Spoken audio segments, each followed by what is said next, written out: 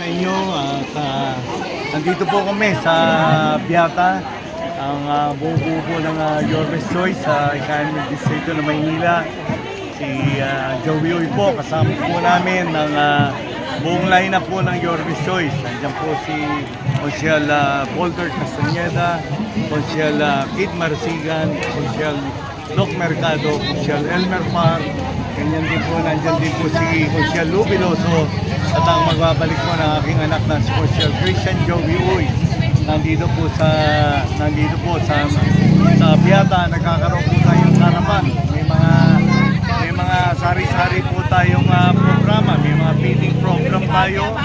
May taho, mayroong champorado, mayroong ice cream para sa mga bata. At meron po rin po tayong libreng gupit, libreng kulay, yung hair dye, hair spa, may mga libreng masahe din po tayo, manicure, pedicure, serbisyo para sa mga kapamilya natin, lalo na sa ating mga mami, mga daddy. Kami, wala po kami pinipili sa pagsiservisyo, lahat po, bata, matanda, yung mga kabataan, meron din po kami konting parapol sa mga bata.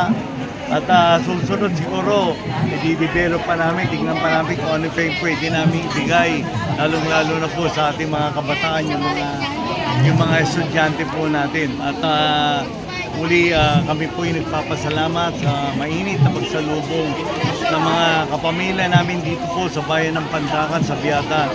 Maraming salamat po at muling magandang umaga po. Ang matanong ko lang po, ano po masasabi niyo sa inyong mga nasasakupan sa ating mga kababayan sa inyong matagumpay na event po ngayong araw? Unang-una, siyempre natutuwa kami at maraming nasisiyahan doon sa aming programa ngayon. Dito sa karaban namin, dito sa bayan po ng Pandakan. Nakita ko naman, nag-enjoy sila. Sabi ko nga, ako, pagka magpapakain tayo, kagaya ng champorado, ni Consial Christian Joey Uy. Kumbaga, sabi ko, sarapan natin, total, magpapakain na rin lang tayo.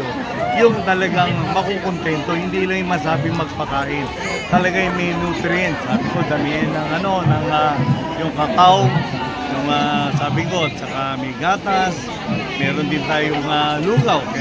Sa ating isang konsyal, kay Consial Lou, meron po tayong kalina, yung taho. Meron din pong yung sorbetes para sa mga kabataan natin. At yung sa ating mga mami daddy, meron tayong libreng gupit, yung hair dye, sa mga gusto mo pa, may hair spa. At meron tayong manicure, pedicure, saka may libreng massage po tayo. Yun po yung ginawa naming karaban ngayon. At saka may konting parapol po kami para medyo maging masaya. Mga bigas po kami parapol sa lahat po ng aking mga konsyal. Ganun po sa pamumuno ng aming Yorme Isko Moreno at ang aming Vice Mayor Chia Chiesa. Muli, maraming salamat po ulit sa inyo lahat at isang magandang umaga po.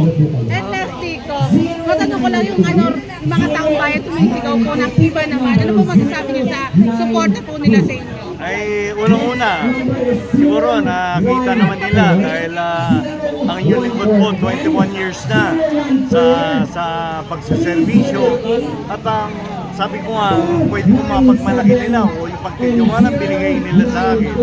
Ako minsan po, hindi ako nangako. At alam din po ng mga kapamilya natin dito sa bayan ng Pandakan na ang Your Best Choice po, si Joey Uy. 21 years na po kami sa pagsiservisyo. Ang pwede ko naman po may pagmalaki. Minsan po, hindi po kami nasangkot sa anumang katiwalian. Mula nung unang araw hanggang sa pangasalukuyan. Dire-diretso po ang pagsiservisyo. Nga po sabihin, programa ang nilalahad ng Your Best Choice. Hindi po kami nakita niyo naman siguro kanina, masaya, may mga konting yung roulette namin, yung para maging masaya ho. Hindi lang habang naghihintay sila bago magpakulay ng buhok, magpagupit, meron po yung konting activities para malibang po. Habang naghihintay sila, hindi sila, kumbaga nakikita niyo naman siguro, kanina medyo masaya sila. Ay, sabi ko dito sa Your Best Choice, lahat po nananalo hanggat maaari.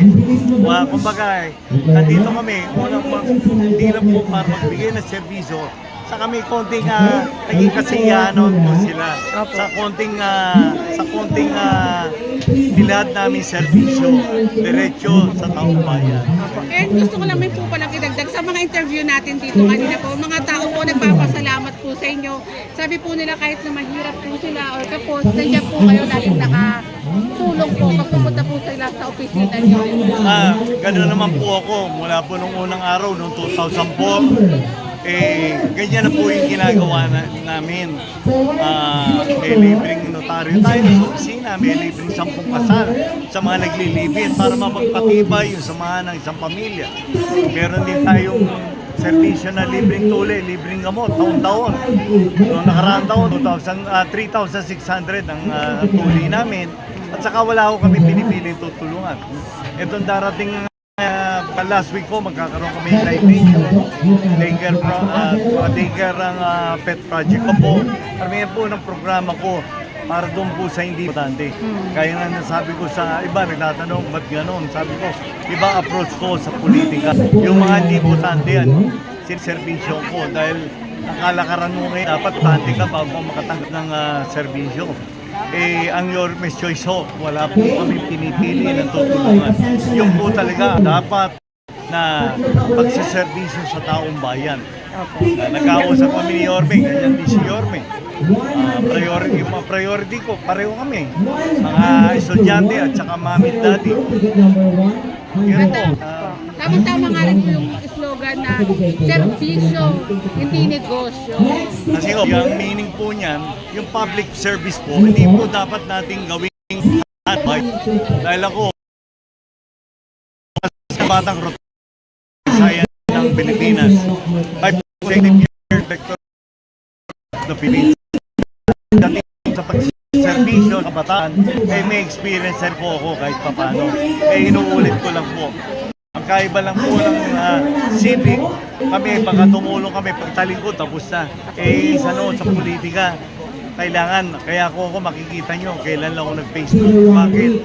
Kasi ayoko po nung yung tumutulong ka, may kapalit. Kaya yung turo ng magulang ko sa akin, kami anak, huwag kang magbubuhat ng sarili mong bangko.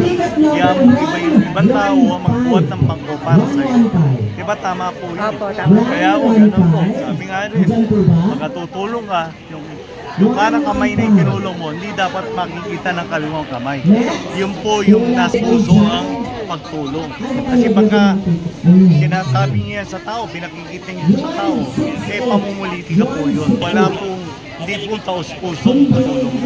Kung ina nga po, natanong ko yung isa sa mga in-interview, sabi ko, si Konsehal Joey ba madaling lapitan, madaling hanapin at madaling lapitan o madaling hanapin at mahirap hanapin. Sabi niya madaling lapitan at madali ring hanapin.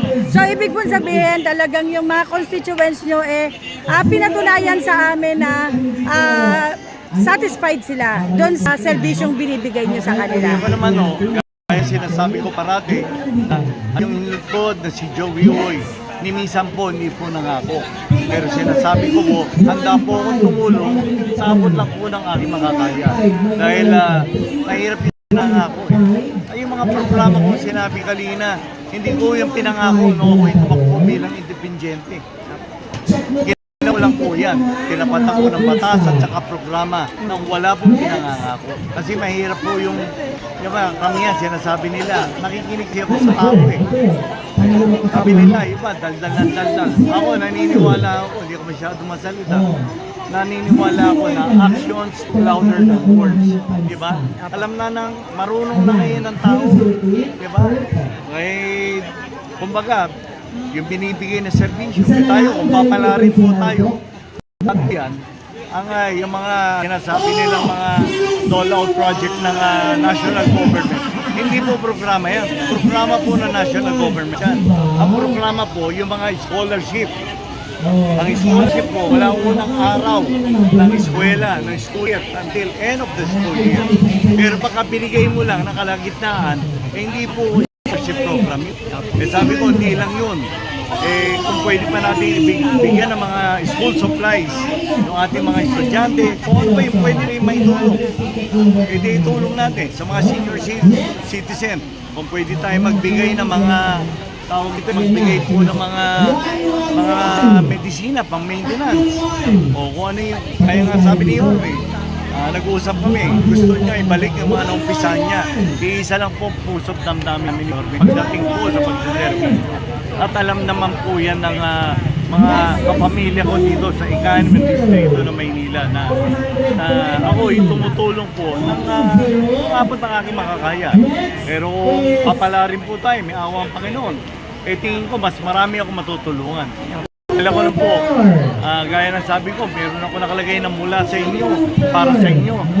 Kita nyo, yun po ibig sabihin, nagmula po sa yung mga buwis. Binabalik po para sa inyo sa iba't ibang klaseng programa. Dahil ako may konting biyaya po ako natatanggap naman sa Panginoon. Kontento na po ako, napag-aral ko yan ako. Mas maganda, pinapakain mo yung pamilya mo, yung pinagpawisan nyo, pinagbanatan ng buto. Ika nga, yung hard-earned money. Kaya yung pera sa gobyerno, para yan sa mga kapamilya natin na mga may kakulangan o may kakapusan sa kabuhayan nila. Yan po yung dapat na unang tinutulungan. Ngayon kung may nakita ko malaki po noon Kasi may nung dahil Congressman Mark Jimenez, taon-taon bibigay ng bigas. Ngayon, sabi nila, wala daw. Meron minsan, nagkaroon kami town hall meeting. Sabi nila, sabi ko, hindi pa ako congressman. Sabi ko, hindi ko namin. Maraming salamat, magdasal niyo ko. Pero sabi ko, kung yan uubra, gawin natin, taon-taon magbigay tayo. Lalo-lalo na doon sa mga may kahirapan na kapamilya natin sa kabuhayan. Yung medyo kapos po talaga. Opo, yun yung unahin natin. Kung marami naman, bigyan natin lahat. Kung una, siyempre, unahin natin may mga kakapitan. Pero kung marami naman nga, ba't may ubra, di bigyan natin. Kaya ako naman kaya ako, sabi ko, hindi ako mangangako. Basta kaya, gagawin natin. Kilala po ako ng mga kapamilya dito. Dahil sabi ko, nagpaampun na ako sa kanila. At awa naman ng Diyos, nakatatlong tsamba ako. Nung nilahad ko yung anak ko, si Christian Jovi, nakatatlong tsamba. Nung nakaraan nakachamba ulit ako alam niyo naman kumbaga, alam niyo, kahit minsan, kahit anong gawin mo, pagka walang pahintulot ng Panginoon, na mauupo. Kaya sana isama niyo ako sa daily prayer para kung tayo masungkit natin yung tagumpay, maibigay natin yung tamang serbisyo sa taong bayan. Maraming salamat po. Ayan, maraming salamat. Maraming salamat din po sa panahon na binigay nyo sa Yorme's Choice at kahit pa paano napagbigyan natin yung mga kapamilya natin yung mga kami nakapagkulay ng buhok, nakapagkubi. Opo, ayan lang po. Sa susunod, sa ibang lugar naman kami. Opo. Kasi nakikipag-coordinating po kami sa ibang barangay official. Iba ho kasi meron nung pumipigil. Sana pagbigyan din tayo na makapag-servisyo dahil ito naman servisyo sa taong bayan. Kami bumababa direkta, binababa namin yung servisyo para hindi na ho sila mamasahe. At napakaganda po nakakarin sa ating nasasakupan. Yun naman po, yun lang po yung aming kakayanan. Pero yan nyo, pagka nasungkit natin yung tagumpay, madidevelop pa natin na mas maganda. Diba? Baka pwede tayong magbigay ng bigas during karapan, diba?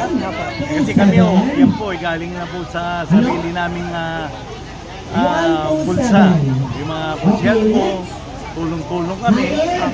Ito naman, nung pag-set up naman ito, ako na nag-set up nito para yung mga pusyal, wala na. Sabi ko, pupunta na lang kayo. Kung ano yung programa, kung feeling, yun lang po yung yung tulong na. Mahirap yung nangangako Kahit pa paano, maraming salamat din po sa inyo lahat at magandang umaga po. Okay, Tama nyo kami sa daily prayer. Okay, thank you po.